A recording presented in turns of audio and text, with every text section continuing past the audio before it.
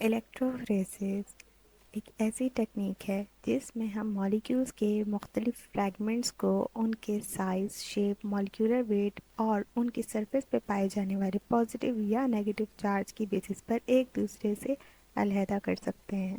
और इन मॉलिक्यूल्स को एक दूसरे से सेपरेट करने के लिए हम इलेक्ट्रिसिटी का इस्तेमाल करते हैं, जिसकी वजह से इस टेक्निक के नाम में इलेक्ट्रो का वर्ड यूज़ किया जाता है। ये मॉलिक्यूल्स क्या क्या हो सकते हैं? इन मॉलिक्यूल्स में शामिल हो सकते हैं डीएनए, आरएनए और प्रोटीन वगैरह। डीएनए और आरएनए की आइसोलेशन के लिए जिस टेक्निक का इस्तेमाल किया जाता है उसे एगरोस जेल इलेक्ट्रोफोरेसिस कहते हैं, जबकि प्रोटीन की आइसोलेशन के लिए जो टेक्निक इस्तेमाल की जाती है उसको पॉलीअक्राइलअमाइड जेल इलेक्ट्रोफोरेसिस यानी पेज के नाम से भी जाना जाता है। This technique utilizes a gel medium for separation of fragments which is done under the influence of an electric field. इस टेक्निक में जेल मीडियम का इस्तेमाल किया जाता है फ्रैगमेंट्स को सेपरेट करने के लिए, और इस काम के लिए हम इलेक्ट्रिक फील्ड यानी करंट का इस्तेमाल करते हैं। Often the gel is sandwiched between glass और plastic plates to form a viscous slab. Gel की प्रिपरेशन के लिए ग्लास या प्लास्टिक की प्लेट्स का इस्तेमाल किया जाता है। इन ग्लास या प्लास्टिक की प्लेट्स को कैसिंग फ्रेम में क्लिपर्स की मदद से असेंबल किया जाएगा।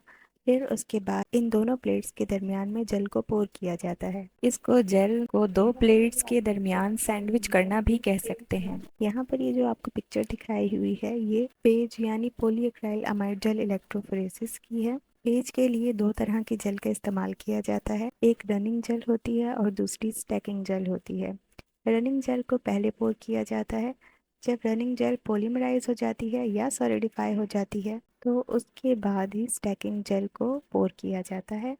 स्टैकिंग जेल में कॉम को रख दिया जाता है। जब ये जेल सॉलिडिफाई हो जाती है तो इसको हम चैम्बर में रख देते हैं और इस इलेक्ट्रोफोरेसिस चैम्बर में फिर बफर सॉल्यूशन को ऐड किया जाता है दोनों एंड्स पर। बफर को ऐड करने के बाद कॉम को रिमूव कर दिया जाएगा और ये कॉम की जगह पर यहाँ वेल्स बन जाएंगे। इन वेल्स में बाद में सैंपल को पोर किया जाएगा। The two ends of the slabs are suspended in two salt solution that are connected by electrode to a power source. अब यहाँ पे भी ये बात बताई हुई है कि इस जेल या स्लेब के दोनों एंड्स पर बफर या सॉल्ट सॉल्यूशन को पोर किया जाएगा और इनको इलेक्ट्रोड यानी कैथोड और एनोड के साथ कनेक्ट किया जाएगा, और फिर ये जो दोनों इलेक्ट्रोड यहाँ पर जो नज़र आ रहे हैं इनको पावर सप्लाई के साथ कनेक्ट कर दिया जाता है। When voltage is applied to the apparatus, the molecule present in the gel migrate through the electric field. जैसे ही वोल्टेज ऑन किया जाएगा, यहाँ से आप पावर सप्लाई को ऑन करेंगे तो इस जेल में मौजूद जो सैंपल हैं वो माइग्रेट होना शुरू कर देंगे, मतलब कि वो नेगेटिव पोल से पॉजिटिव पोल की तरफ मूव करना स्टार्ट कर देंगे। और इस मूवमेंट में बड़ा अहम किरदार होता है बफर का।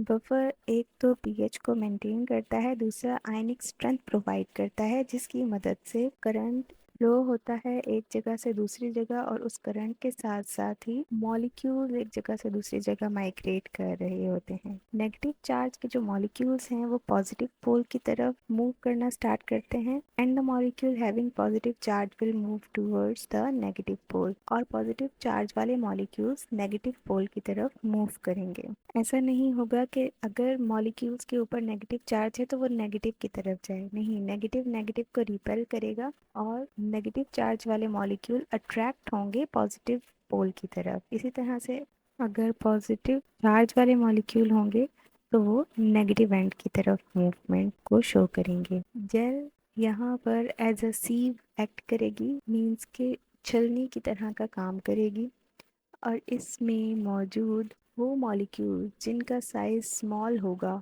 वो तेज़ी से मूव करेंगे। The velocity of movement of fragment is inversely proportional to the size. Movement inversely proportional होगी साइज के, मतलब कि जितना छोटा फ्रैगमेंट होगा उतनी ही तेजी से वो मूव करेगा। In this way all fragments are separated in the gel after some time. इस तरह से थोड़ी ही देर में तमाम फ्रैगमेंट्स जेल पर सेपरेट हो जाएंगे एक दूसरे से। Later on the molecules can be pinpointed by staining the gel. और सेपरेशन के बाद जेल को स्टेन करके मॉलिक्यूल्स को इजीली पिन पॉइंट किया जा सकता है या देखा जा सकता है।